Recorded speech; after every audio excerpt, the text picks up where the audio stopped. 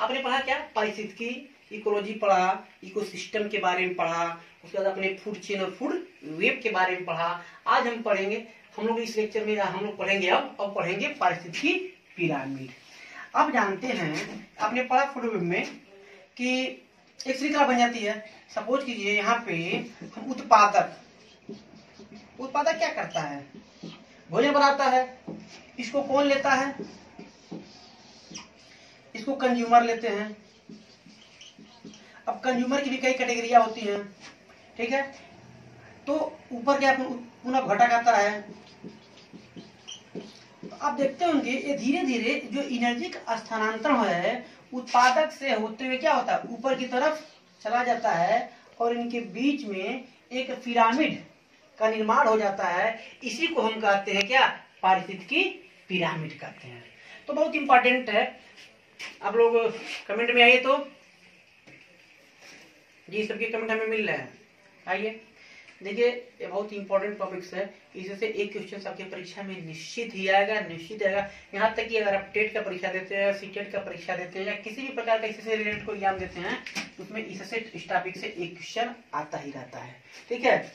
तो अब हम सीधे तौर पर कह सकते हैं कि किसी भी पारिस्थितिकी तंत्र के प्राथमिक उत्पादक एवं विभिन्न श्रेणी के उपभोक्ताओं की संख्या, जीवभार एवं संचित ऊर्जा में एक परस्पर संबंध होता है। अगर इन्हीं संबंधों को हम जब चित्र के माध्यम से व्यक्त किया जाता है या अस्पष्ट किया जाता है तो इन्हें हम क्या कहते हैं? पारिस्थितिकी पिरामिड कहते हैं। एक बार और आप ध्यान से सुनिए, मैं क्या कह रहा हूं, मेरे शब्दों पर ध्यान दीजिए। किसी भी पारितंत्र के प्राथमिक उत्पादक एवं विभिन्न श्रेणी के उपभोक्ताओं की संख्या, जीवभार एवं संचित ऊर्जा में एक पारस्परिक संबंध पाया जाता है। इन्हीं संबंधों को जब हम एक चित्र के रूप में प्रदर्शित करते हैं उसी को हम क्या कहते हैं? पारिस्थितिकी पिरामिड कहते हैं। इसको नोट कर लीजिएगा। सर्वप्रथम चार्ल्स एल्टन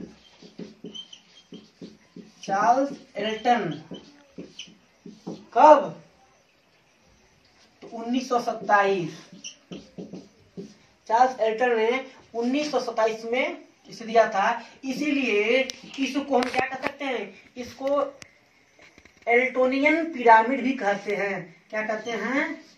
एल्टोनियन पिरामिड भी हम कहते हैं, क्योंकि इन्होंने दिया था, एल्टन ने दिया था, इसीलिए इनके नाम पर इसको हम क्या कहते हैं? एल्टोनियन पिरामिड भी कहते हैं। एक बार और ध्यान से सुन लीजिएगा।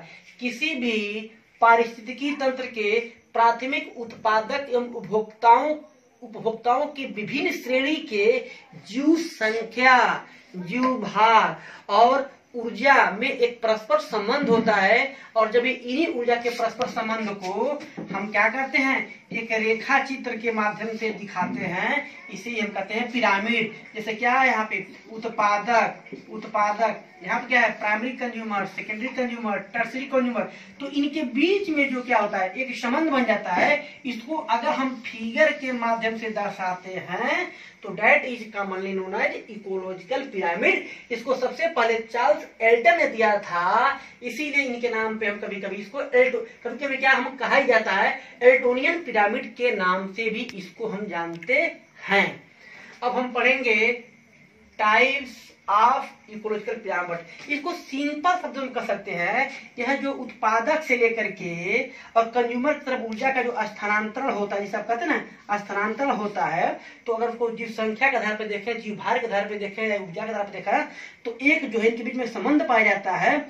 और इसको जब अगर हम एक रेखा चित्र के माध्यम से दर्शाते हैं तो इसको क्या कहेंगे? इकोलॉजिकल पिरामिड कहते हैं। जैसे आप पढ़े भी हैं कि जो 10% का सिद्धांत अल्टमान ने दिया था, लिंडमान, जो 10% का सिद्धांत लिंडमान ने दिया था, उन्होंने क्या किया था? अगर ये उत्पादक यहाँ क्या करता है? 100 किलो कैलोरी बनाता है तो अगले को क्या करता है? यहाँ पे अगले वाले पार्ट को क्या करता है? इसका 10वां हिस्सा देता है। ये क्या करता है? इसको 10वां हिस्सा देता रहता है। तो इसको अगर हम अगर फिगर के माध्यम से बनाए तो क्या बन जाता है? एक डायग्राम बन जाता है। इन्हें एक पिरामिड के आकार की आकृति बन जाती है और इसी को हम कहते हैं इकोलॉजिकल पिरामिड कहते हैं। सर्वप्रथम इसको चार्ल्स एल्टन ने दिया था, इसीलिए इसको हम एल्टोनिक पिरामिड के भी नाम से जानते हैं। अब हम पढ़ेंगे types of ecological pyramid, ecological पारिस्थितिकी पिरामिड। अब प्रकार की बात करते हैं तो देखिए यह 3 प्रकार का होता है। संख्या पिरामिड, जिसको नंबर पिरामिड कहते हैं, ज्युभार पिरामिड और ऊर्जा पिरामिड हम कहते हैं। अब देखिए एक बात तो बताएं, ये जितने भी प्रकार के पिरामिड, जो पिरामिड होते हैं ना, ये पिरामिड 2 तरह से बनते हैं। एक ऐसे बनता है,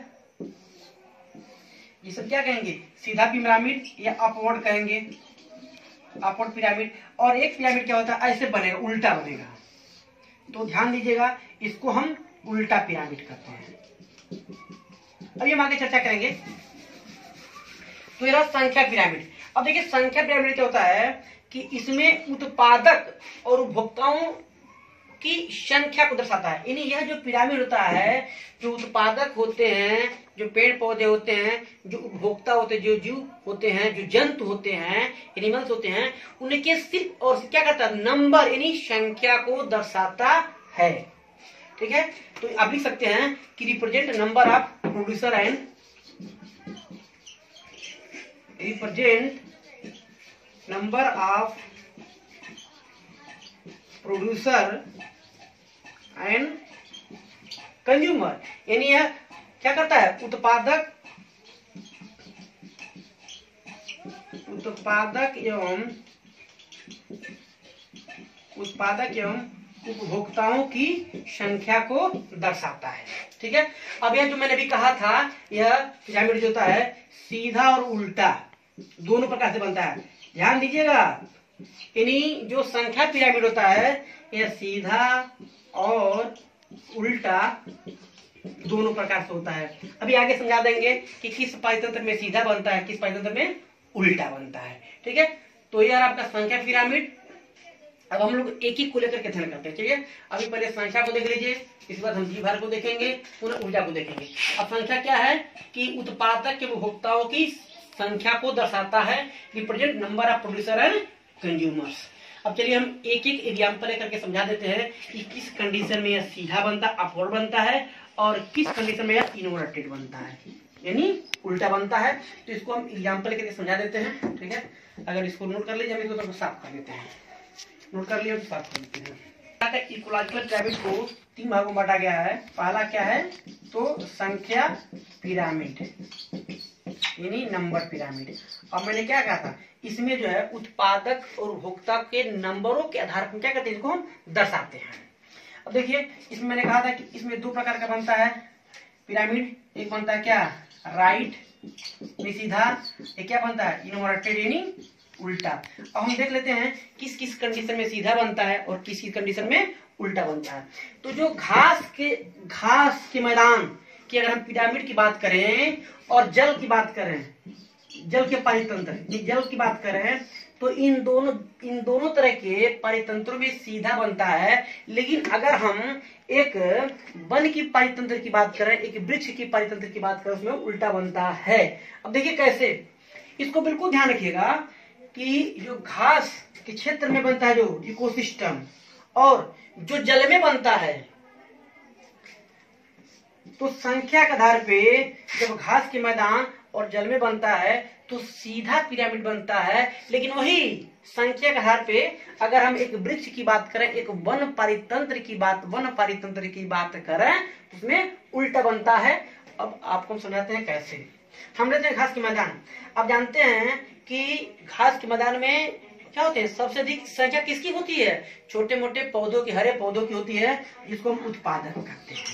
ठीक है, अब क्या होता है, इस उत्पादों को कौन खाता है, खरगोश और चूहा। तो निश्चित रूप से क्या होगा, इनकी संख्या कम होगी, क्योंकि जानते हैं कि एनर्जी का फ्लो क्या होता है। अगर इसने एनर्जी बनाया 100 kg, तो क्या करता है, ऊपर केवल 10वां हिस्सा ही भेजता है। तो इसका केवल यहाँ पे वही जीव सर्वाइव कर सकते हैं जो इसके 10वें हिस्से को खा करके रह सके। तो इनको कौन खाता है, उत्पादक। इनकी संख्या अधिक होती है, और उत्पादकों से जो प्राइमरी कंज्यूमर इसको कह सकते हैं, जो प्राइमरी कंज्यूमर हैं, यानी जो प्राथमिक उपभोक्ता हैं, कौन, जो प्राथमिक उपभोक्ता हैं, खरगोश और चूहा, निश्चित रूप से इनकी संख्या कम होती है। पुनः हम सेकेंडरी में जाते हैं, यानी खरगोश को कौन खाता है, सांप खाता है, यानी यहाँ पे हम कह सकते हैं सेकेंडरी कंज्यूमर। तो सेकेंडरी कंज्यूमर में इनकी संख्या सांप की क्या होगी, कम होगी। यहाँ पे 1-2 मिलेंगे और इनको जो खाता है बाज जो खाता है, इनकी संख्या क्या होगी, इससे कम होगी। ये क्या है, टर्शियरी कंज्यूमर है, यानी इसको हम क्या कर सकते हैं, उपभोक्ता कर सकते हैं, या ऐसे भी कर सकते हैं कि बेस में इन आधार पे क्या होता है, उत्पादक, इनकी संख्या सबसे अधिक होती है। इन उत्पादकों को जो शाकाहारी जीव खाते हैं खरगोश, इनकी संख्या कम होती है। इनको जो इन शाकाहारी जीव को जो खाता है ये सांप, इसकी संख्या इनसे कम होती है। और इनको जो खाता है जो सर्वाहारी होता है, जो कार्निवोरस टॉप लेवल कार्निवोरस होता है, टॉप लेवल कार्निवोरस होता है, बाद इनकी संख्या कम होती है। तो अब देखते हैं बेस में क्या, बेस का क्या है, आधार ज्यादा होता है और पूर्ण की संख्या ऐसे घटते चली जाती है। तो एक ऐसी रचना बन जाती है, यानी जिसमें बेस पे क्या होता है, बेस अधिक होता है, अट्टा पे जाकर के कम हो जाता है। तो इस तरह के जो पिरामिड बनते हैं, इसी को हम क्या कहते हैं, सीधा पिरामिड कहते हैं। अब जल में देखते हैं, जल में भी सेम कंडीशन होता है। यहाँ पे जो फाइटोप्लैंक्टन होते हैं, मतलब जो पादपीय लौक होते हैं, इनकी संख्या क्या होती है, अधिक होती है। अभी मैंने आपको एक फिगर बनाकर दिखाया था। अब इनको जो खाता है जूप्लैंक्टन, इनकी संख्या इनसे कम होती है। इनको जो खाता है यानी ये प्राइमरी कंज्यूमर है, सेकेंडरी कंज्यूमर, यानी छोटी मछली, इनकी संख्या इनसे कम होती है और बड़ी मछली की संख्या सबसे कम होती है। तो आधार पे जो फाइटोप्लैंक्टन की संख्या होती है अधिक होती है, ऊपर क्या हो जाती है, एक एक करके कम होती चली जाती है। तो इस तरह से रचना बन जाता है, जिसमें क्या कहते हैं, अपवर्ड। अब देखिए ठीक यहीं पे जब हम वन की परितंत्र की बात करते हैं, तो ऐसे कंडीशन में पिरामिड उल्टा बनता है। अब देखिए कैसे, क्योंकि यहाँ पे उत्पादक रूप में, प्रोड्यूसर रूप में क्या है, एक वृक्ष। हम वन की बात क्या है, एक वृक्ष है। अब वृक्ष क्या है, अकेले हैं, संख्या की बात कर रहे हैं, भार की बात नहीं कर रहे हैं, हम संख्या की बात कर रहे हैं। अकेले है, इसमें क्या होते हैं, चिड़िया रहती हैं। निश्चित रूप से एक वृक्ष पे बहुत सारी चिड़ियाएं रहती हैं। यानी चिड़िया क्या है, प्राइमरी कंज्यूमर है, जिसको डायरेक्ट खाती हैं। अब इन चिड़िया को क्या करता है, जू जो सेकेंडरी कंज्यूमर के रहता है, इसकी संख्या क्या होती है, इससे होती है। और इनको जो हाइपर पैरासाइट होते हैं, जो छोटे मोटे बैक्टीरिया और जीवाणु होते हैं, उनकी संख्या इनसे अधिक हो जाती है। तो अब देखते हैं कि बेस में क्या है, ये पतला हो जाता है और टॉप पे जाकर के चौड़ा बन जाता है। तो इस तरह का जो पिरामिड होता है, क्या होता है, उल्टा पिरामिड होता है। आप ध्यान दीजिएगा, हर एग्जाम में पूछा जाता है कि संख्या पिरामिड में घास के मैदान और जल के पारितंत्र में किस तरह पिरामिड बनता है। तो सीधा बनता है। और वहीं पे हम वन की बात करते रहते हैं, तो क्या बनता है, वन पारिस्थितिकी तंत्र, यह लिख सकते हैं वन पारिस्थितिकी तंत्र। वन पारिस्थितिकी तंत्र की बात करते हैं तो यहाँ पे क्या बनता है, इन्वर्टेड बनता है, उल्टा बनता है। इसको ध्यान दीजिएगा। अब इकोलॉजिकल पिरामिड का पहला हिस्सा क्या था, संख्या पिरामिड पहला भाग, यह जो सीधा और उल्टा दोनों प्रकार से बनता है। तो कभी क्वेश्चन यही होता है कि संख्या पिरामिड में किस प्रकार के पिरामिड बनता है, कितने प्रकार से पिरामिड बनता है। तो लिख सकते हैं उल्टा और सीधा दो प्रकार से पिरामिड बनता है। अब हम अगला देखेंगे, इसके बाद होता है बायोमास पिरामिड, यानी जीवभार। अगर इसको नोट कर ले तो साफ कर दे, समझ में आएगा नहीं, कमेंट पिरामिड, ठीक है। आपने पढ़ा कि जीव संख्या में जो जीव संख्या को रिप्रेजेंट करता है पिरामिड, उसे क्या कहते हैं, जीव संख्या पिरामिड। उसमें सीधा उल्टा दो प्रकार बनता है। जीवभार में देख लीजिए, जीवभार जो क्या होता है, जीवभार पिरामिड क्या होता है, इसको हम क्या कहते हैं, बायोमास पिरामिड।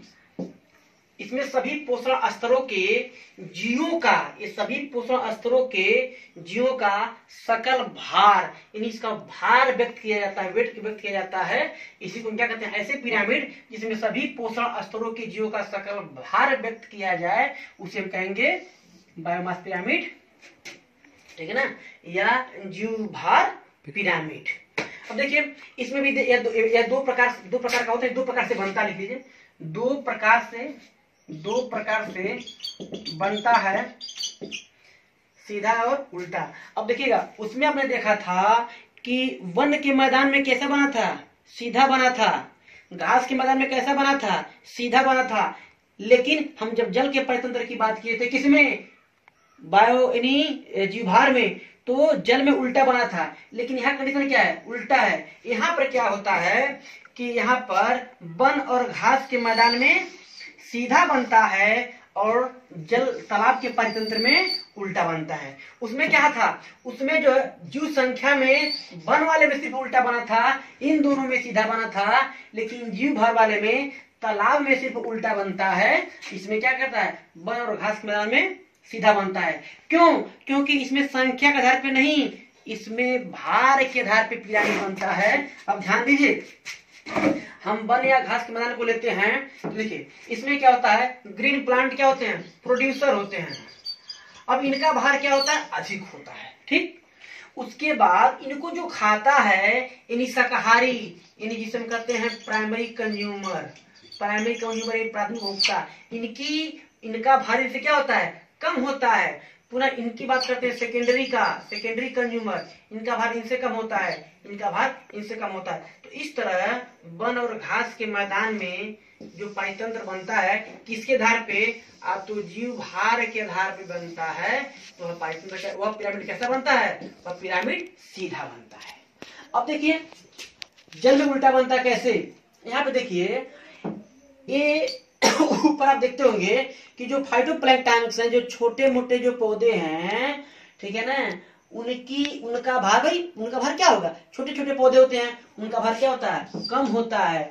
उसके जो प्राणी प्लैंक्टन होते हैं, यानी जो प्राणी जू प्लैंक्टन होते हैं, जो इनको अपना भोजन के रूप में उपयोग करते हैं, जिनको आप प्राइमरी कंज्यूमर भी कहते हैं या शाकाहारी भी कहते हैं या पाला उपभोक्ता भी कहते हैं, जो सीधे इनसे अपना भोजन बनाते हैं, उनका जो भार होता है इनसे कहीं अधिक होता है।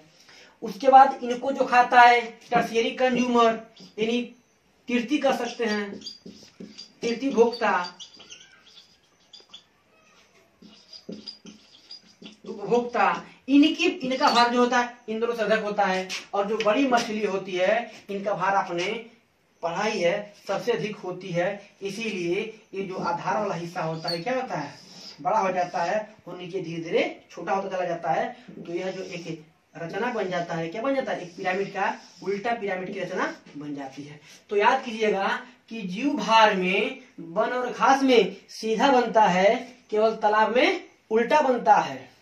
और जीव संख्या में तालाब में तालाब और घास के मैदान में सीधा बनता था और वन में केवल उल्टा बनता था, क्योंकि सिर्फ वहां एक पेड़, वन का सिर्फ एक पेड़ था, उसमें बहुत सारे पक्षी थे, पक्षी को जू खाता था, जू को जो क्या करता था, पर जो पैरासाइट आते थे उनकी संख्या अधिक होती जाती थी।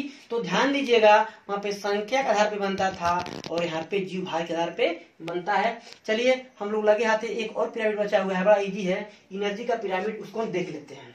तो इसको साफ कर लेते हैं। जो तीसरा प्रकार है वह क्या है, ऊर्जा का पिरामिड, यानी इकोलॉजिकल पिरामिड। ऊर्जा का पिरामिड जो है उष्मा गतिकी के नियमों का पालन करता है। ऊर्जा पिरामिड एक ग्राफिक चित्र होता है जो एक खाद्य श्रृंखला के विभिन्न खाद्य स्तरों पर प्रति इकाई क्षेत्रफल के आधार पर ऊर्जा की मात्रा को दर्शाता है। एक बार ध्यान सुनिएगा, ऊर्जा पिरामिड उष्मा गतिकी के नियमों का पालन करता है। ऊर्जा पिरामिड एक ग्राफिक चित्र होता है जो एक खाद्य श्रृंखला के विभिन्न खाद्य स्तरों पर प्रति इकाई क्षेत्रफल के आधार पर ऊर्जा की मात्रा को दर्शाता है। अब ध्यान दीजिएगा, यह सदैव सीधा बनता है। अब सदैव सीधा कैसे बनता है, चाहे घास का परितंत्र हो, चाहे तालाब का परितंत्र हो, चाहे वन का परितंत्र हो, जो भी परितंत्र हो, ऊर्जा का परितंत्र हमेशा क्या बनता है, सीधा बनता है। तो कभी कभी एक क्वेश्चन हमेशा आता रहता है कि ऊर्जा का पिरामिड कैसा बनता है, तो हर कंडीशन में सीधा बनता है। अभी आपको बता रहे हैं कैसे बनता है। सपोज कीजिए कि ये सूर्य का प्रकाश हो गया। अब जानते हैं सनलाइट ऊर्जा का सबसे बड़ा स्रोत इस पृथ्वी पे। ऊर्जा को उसने क्या किया, ग्रीन प्लांट ने इसको ऑब्जर्व किया, यानी इसने क्या किया, भोजन बनाया, एनर्जी बनाया। और पुनः क्या करता है, इस एनर्जी को, इन ग्रीन प्लांट को कौन खाते हैं, तो शाकाहारी जंतु खाते हैं, जिसे प्राथमिक उपभोक्ता कहते हैं। इनको प्राथमिक को कौन खाता है, द्वितीय, द्वितीय कौन खाता है, तृतीय। तालाब में सेम कंडीशंस है। तालाब में सबसे नीचे कौन होता है, हरे जलीय पदार्थ, जिसको आप फाइटोप्लैंक्टन कहते हैं। उसको कौन खाता है? तो उसको जूप्लैंक्टन कहते हैं, जिसे प्राणी प्लवक कहते हैं। उसको कौन खाता है? तो छोटी मछली। उसको कौन? बड़ी मछली। अब इसमें देखने की बात क्या है कि लिंडमान ने जो नियम बताया था 10% एनर्जी का नियम, उसमें एक्चुअली होता क्या है कि अगर पौधे ने अपना भोजन बनाया तो पौधा क्या करता है? इसका 90% अपनी जैविक क्रिया में उपयोग करता है और केवल 10% क्या करता है? अगले पोषक स्तर पर भेज देता है। तो सपोज कीजिए इन्होंने जो भोजन बनाया, अगर सपोज कीजिए 100 किलो 1000 किलो कैलोरी अगर इन्होंने भोजन बनाया होगा तो केवल 10% यानी क्या करेगा? इस पे केवल 100 किलो कैलोरी यानी। अब यहाँ पे इस पोषक स्तर पे वही एनिमल्स, शाकाहारी एनिमल्स आएगा जो क्या करेगा? मात्र इतने को खा करके अपने जीवन को क्या कर ले? सर्वाइव कर ले। पुनः ये क्या करेगा? ये भी 90% रिजर्व कर लेगा, केवल 10% आगे भेजेगा। तो यहाँ पर वही जीव पाए जाएंगे, वही मांसाहारी जीव पाएंगे जो इस एनर्जी को लेकर के अपने जीव को क्या कर ले? सर्वाइव कर ले। ठीक है, तो हम देखते हैं कि यहाँ पे जो क्या होता है, यहाँ पे एनर्जी का लेवल अधिक होता है, एनर्जी अधिक होता है, यहाँ पे कम होता है, यहाँ पे उससे कम होता है, यहाँ पे उससे कम होता है। तो इस तरह देखते हैं, नीचे सबसे अधिक होता है, ऊपर सबसे अधिक होता है, और इस तरह का जो पिरामिड बनता है उसे कहते हैं हम सीधा पिरामिड। इसीलिए हर कंडीशन में ऊर्जा का पिरामिड सीधा बनता है। सेम कंडीशन यहीं पे इन्होंने एनर्जी बनाया, पुनः क्या किया? इनको दिया, इन्होंने खाया, इसको यहाँ ले लिया, यहाँ ले लिया, यहाँ ले लिया, यानी यहाँ जो बना था उसका 10% यहाँ गया, उसका भी 10%, 1/10 यहाँ गया, 1/10, 1/10 यहाँ गया। तो इन्हीं कहने का तात्पर्य अगर यहाँ 1000 बना तो यहाँ पे 100, यहाँ पे 10, यहाँ पर 1, ऐसे से करके चलता रहता है। तो हर कंडीशन में आप याद रखिएगा, ऊर्जा का पिरामिड हर कंडीशन में क्या बनता है? सीधा बनता है। ठीक है, तो इस तरह हम लोग इकोलॉजी पढ़े, इकोलॉजी में इकोसिस्टम पढ़े, हमने आपको ट्रॉपिक लेवल भी पढ़ाया था। एक बार समझ कर देते हैं मैंने आपको इसमें क्या क्या पढ़ाया, इसको देख लीजिए। अपने इकोलॉजी पढ़ा, इकोसिस्टम पढ़ा, इकोसिस्टम के प्रकार के बारे में पढ़ा, हमने क्या पढ़ा? एनर्जी लेवल के बारे में पढ़ा, आपने फूड चेन के बारे में पढ़ा और फूड वेब के बारे में पढ़ा। चल करके आपने क्या किया? आप इकोलॉजिकल पिरामिड के बारे में पढ़े। इस तरह आपके सिलेबस में जो इम्पोर्टेंट जो टॉपिक था उसको मैंने क्या किया? करवा दिया। इसके बाद भी अगर किसी को कहीं प्रकार से कोई डाउट रह जाता है तो बेहिचक आप कमेंट करिएगा। आप कमेंट के माध्यम से जब भी हमारी अगली क्लास आपसे होगी उसमें मैं क्या करूंगा? इस पे मैं आपको एक बार डाउट को दूर कर दूंगा। ठीक है, अब इस चैप्टर में और भी जो क्वेश्चंस हैं, जो फिक्स टाइप के जो रिलेटेड क्वेश्चंस उसको मैं पढ़ाऊंगा। ठीक है, तो मेरा विचार है कि एक एक करके जितने भी इंपॉर्टेंट टॉपिक हैं एग्जाम से रिलेटेड उसको मैं समझाते रहूंगा। बहुत बहुत धन्यवाद।